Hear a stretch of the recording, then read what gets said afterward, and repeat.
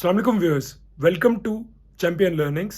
मैं हूं उस्मान शहजाद और आज हम बात करेंगे निकोला टेस्ला के बारे में। अब निकोला टेस्ला जो है उनको basically greatest mind of history भी कहा जाता है और उन्होंने एक बहुत ही सिग्निफिकेंट एडवांसमेंट भी की साइंस में कि उन्होंने ऑल्टरनेटिंग करंट सिस्टम डेवलप किया।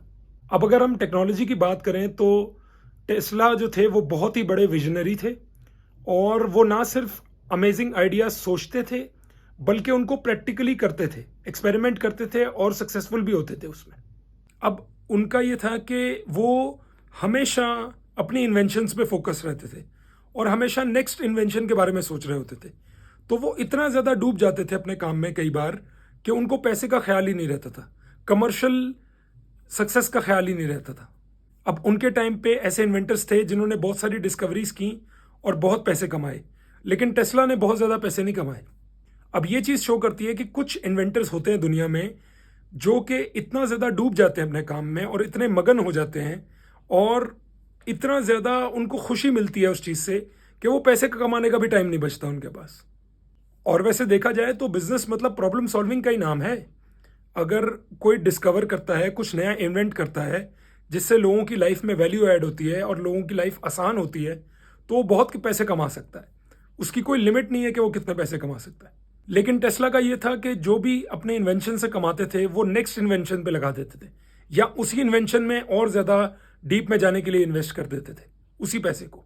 एक उनकी इमेजिनेशन भी बहुत कमाल थी, बहुत ही कमाल तरीके से इमेजिन कर पाते थे आइडियाज़ को, चीज़ों को। अब उनके थॉट्स के लेवल पे कई बार उनको फ्लैशेस ऑफ लाइट नज़र आते थे और फिर कुछ उन्हें दिखता था अपने थॉट के लेवल पे। अब कई बार उनको ये भी पता नहीं चलता था कि जो मैंने सोचा या वट जो भी देखा वो असल है या वो वर्चुअल रियलिटी है जो माइंड ही दिखा रहा है बेसिकली।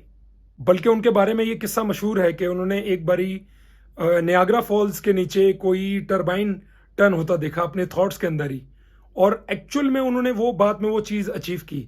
तो कई बार ऐसा होता है कि माइंड के लेवल पे ही सोल्यूशन निकल आता है और आपको सिर्फ बस उसको प्रैक्टिकल यूज़ में लाना होता है और एक्सपेरिमेंट करना होता है और वो चीज़ रेडी हो जाती है रियलिटी में भी। उनकी जो विजुअलाइजेशन एबिलिटी थी वो भी बड़ी कमाल थी। ये पॉइंट भी उससे कनेक्टेड है उनके थॉट्स के लेवल से। जब उन्होंने ऑल्टरनेटिंग करंट डेवलप करना था तो उन्होंने उस चीज़ को पहले अपने माइंड के अंदर इन्विजन किया और उन्होंने देखा कि बेसिकली वो रोटेटिंग कॉइल्स हैं, उनको किस ऑर्डर में किस तरह से लगाना है। तो ये बात उनको पहले से ही पता थी। अब उनकी इन्वेंशन से क्या हुआ, लोगों की ज़िंदगी बहुत आसान हो गई क्योंकि जो डीसी करंट का पूरा सेटअप था वो लॉन्ग डिस्टेंसेस पे करना बहुत मुश्किल था, बहुत एक्सपेंसिव था। तो उन्होंने बहुत ही आसान कर दिया इलेक्ट्रिसिटी ट्रांसमिशन को। एक निकोला टेस्ला का ये था कि उनको फ्रीक्वेंसी से बहुत ऑब्सेशन थी और वो फ्रीक्वेंटली एक्सपेरिमेंट्स करते रहते थे इस तरह के। बल्कि एक बार उन्होंने एक्सपेरिमेंट किया तो उन्होंने क्या किया कि आर्टिफिशियल तरीके से लाइटनिंग क्रिएट करने की कोशिश की। अब उन्होंने ट्रांसमीटर लगाया और बेसिकली लाइटनिंग क्रिएट कर दी आर्टिफिशियल लेवल पे। लेकिन वो क्या हुआ कि साथ वाला जो लोकल पावर कंपनीज का जो जनरेटर था वो जल गया उसकी वजह से, क्योंकि वो बहुत ही बड़े लेवल की लाइटनिंग थी जो उन्होंने क्रिएट कर दी थी। एक उनका और बड़ा कमाल का किस्सा है कि उन्होंने आसमान में बिजली शो की अपने टावर्स को यूज़ करके। ये बल्कि एक मैजिकल फिनोमेना भी है अर्थ में, बहुत ही कम जगह पे होता है ये, कि वो बेसिकली रात के टाइम में आसमान में रोशनी नज़र आती है। अब टेस्ला की कुछ ऐसी जिंदगी की फिलॉसफीज हैं जो मैं डिस्कस करूंगा। अब उनके हिसाब से जो साइंटिफिक बंदा होता है ना, वो कभी भी इंस्टेंट ग्रेटिफिकेशन के पीछे नहीं जाता कि इमीडिएट रिजल्ट मिल जाए, मुझे ग्रेटिफिकेशन मिल जाए। वो फाउंडेशन ले करता है जनरेशंस के लिए, यानी कि जनरेशंस इंस्पिरेशंस लेंगी। जैसे कि अब फॉर एग्जांपल टेस्ला ही की एग्जांपल अगर देख लें तो टेस्ला साइंटिफिक बंदे थे, उन्होंने फाउंडेशन ले की, इलेक्ट्रिसिटी को उस लेवल पे पहुंचा दिया कि फिर आगे लोगों ने बहुत फायदा लिया उससे। आज आप देखें कि इलॉन मस्क जैसे बंदे हैं वो भी टेस्ला से इंस्पायर्ड हैं।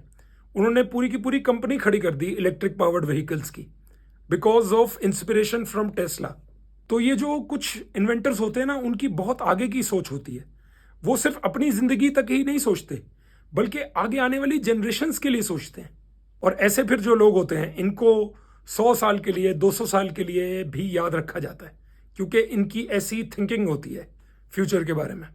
अब उनके हिसाब से जो स्मॉल इन्फ्लुएंसेस होते हैं वो बड़े डिफरेंसेस क्रिएट करते हैं। जैसे अगर आपको एग्जांपल दूं तो फॉर एग्जांपल मेंटरिंग की अगर बात करें या कंसल्टेशन की बात करें, इसीलिए इस चीज़ की इतनी वैल्यू है, क्योंकि कंसल्टेशन वाले जो होते हैं, जो भी कंसल्ट करता है या मेंटोर करता है आपको, वो आपको बहुत ही कोई बड़े चेंजेस करने को नहीं कहता, छोटे छोटे चेंजेस करवाता है, क्योंकि वो खुद उस पाथ पे चल चुका होता है। उसको पता होता है कि क्या चीज़ें एक्चुअल में इंपॉर्टेंट हैं, जिनसे रिजल्ट्स आपके 10 टाइम्स हो जाएंगे। चाहे बिजनेस हो, चाहे किसी की लाइफ हो, चाहे स्पोर्ट्समैन हो, वो कोई भी हो, छोटे छोटे चेंजेस से बहुत फर्क पड़ जाता है। एक और पॉइंट है इसमें बड़ा ही इंटरेस्टिंग।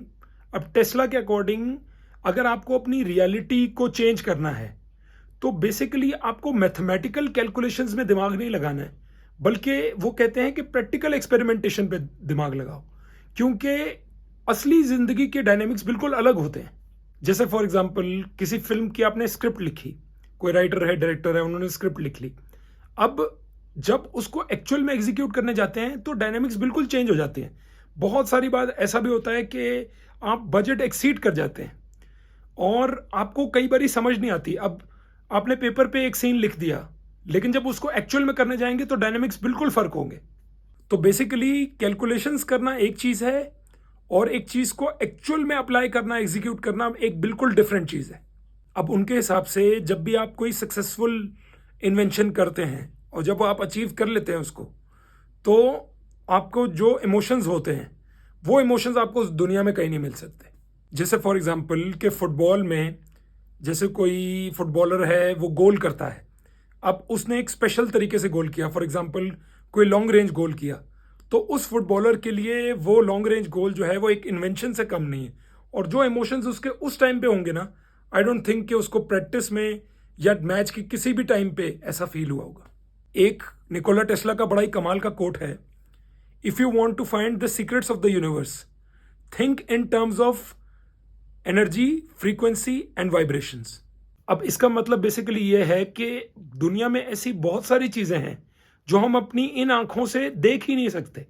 जैसे फॉर एग्जांपल अगर मैं इंसानों की भी बात करूं तो हमारे अंदर भी बहुत सारी फ्रीक्वेंसीज होती हैं, एनर्जीज होती हैं, जो कि हम देख नहीं सकते लेकिन हम सेंस कर सकते हैं।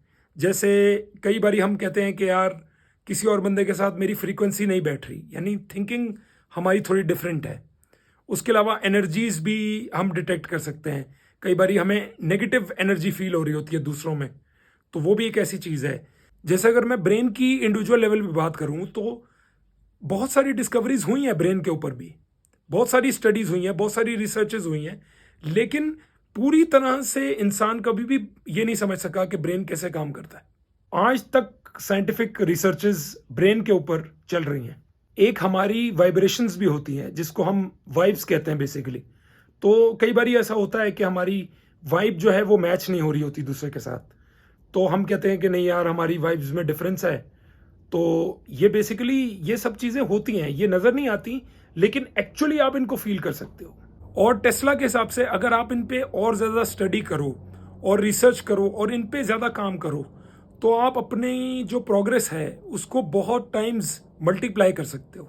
यानी जो डिस्कवरीज करने में आपको सेंचुरीज लगनी है उसमें आपको सिर्फ 10 साल लगेंगे अगर आप इनको सही तरह स्टडी करो तो व्यूअर्स, आई होप इस वीडियो से आपको कुछ ना कुछ सीखने को मिला होगा। अगर वाकई सीखने को मिला हो तो प्लीज़ वीडियो को लाइक करें, शेयर करें और चैनल को ज़रूर सब्सक्राइब करें। Thank you so much for watching. Allah हाफिज़।